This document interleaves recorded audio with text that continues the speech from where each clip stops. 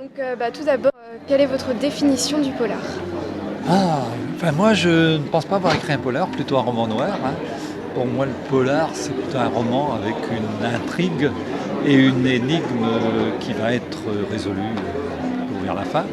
Alors que le roman noir, puisque les deux sont mêlés souvent, et les deux peuvent cohabiter, hein, c'est plutôt une question d'atmosphère, hein, d'ambiance, où la résolution de l'énigme devient secondaire plutôt. Mais les deux peuvent se mêler. Par exemple, moi, je pense que dans ce que j'ai écrit, il y a un mélange des deux. D'accord. Comment définiriez-vous votre roman?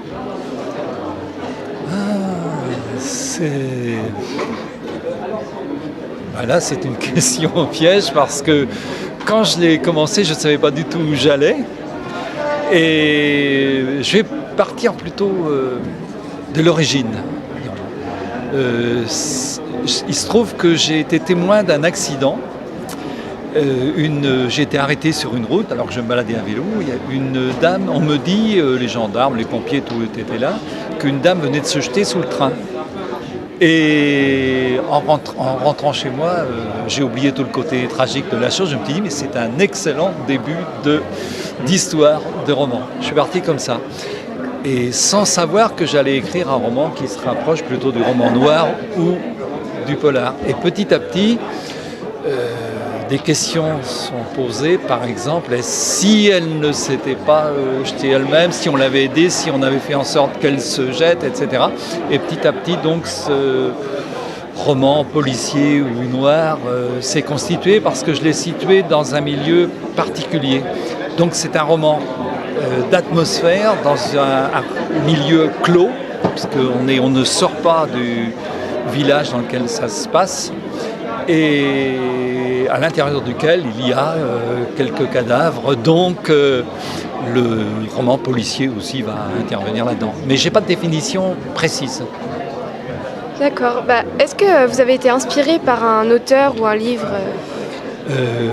Oui, enfin, pas forcément des auteurs de romans policiers. J'aime bien, j'ai toujours aimé les auteurs du style Simenon, où il y a une ambiance, une atmosphère particulière. Mais je pense à quelqu'un d'autre comme Joël Egloff, qui a écrit un livre qui s'appelle L'étourdissement et qui m'a marqué. C'est un petit livre, un peu comme le mien, là, pas très épais, mais comme ça, dans un milieu un peu qu'on appellerait, avec plein de guillemets, glauque. Comme ça. Donc avec une écriture particulière, et ça. Et puis, je pense à quelqu'un d'autre, Pierre Gascard, qui est un écrivain oublié maintenant des années 50, 60, des livres qui s'appellent Les bêtes ou quelque chose comme ça, ou Le sang des bêtes ou quelque chose comme ça, sur le sang des animaux que l'on tue, qui meurent. Ça m'a, sans que j'y pense toujours, mais j'avais quand même ça en arrière-plan. Ouais. Merci. Et ma dernière question, c'est moi j'ai trouvé les personnages assez attachants et du coup je voulais savoir si quelqu'un de votre entourage, vous avez été inspiré par des gens de votre entourage. Alors ça c'est compliqué parce que pas forcément par les personnages principaux, mais j'ai le personnage de Bob par exemple, le vieux Bob. Je pense à quelqu'un de très précis. Enfin je pense à 2 voire 3 personnes. Je connais quelqu'un qui lui ressemble étrangement, quoi.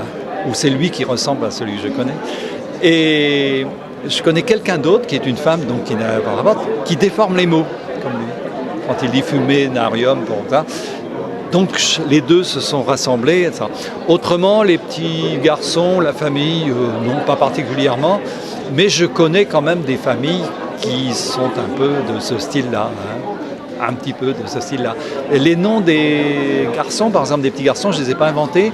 Ni l'orthographe, ni le nom, ce sont des noms que j'ai trouvés qui appartenaient à des footballeurs des années passées. Là. Et ça m'avait impressionné de les voir qu'on leur ait donné ces prénoms-là. Donc je les ai repris. Donc il n'y a pas de fiction. D'accord. Voilà, moi c'est... Je vous remercie. Un grand merci.